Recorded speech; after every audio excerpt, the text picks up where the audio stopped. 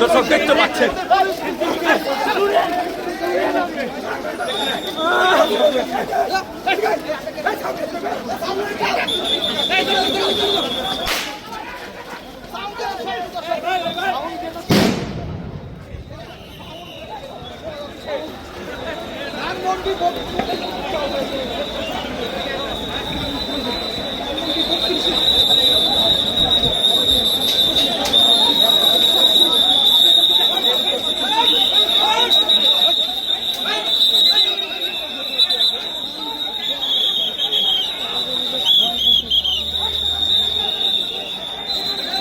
যেমনটা দেখতে পাচ্ছেন ধানমন্ডি 32 কিন্তু রণক্ষেত্রে পরিণত হয়েছে এই মুহূর্তে।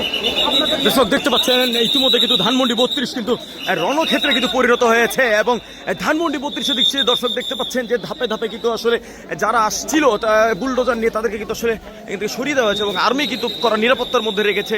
দর্শক সরাসরি আপনাকে নিউজের লাইভে দেখানোর চেষ্টা করছি।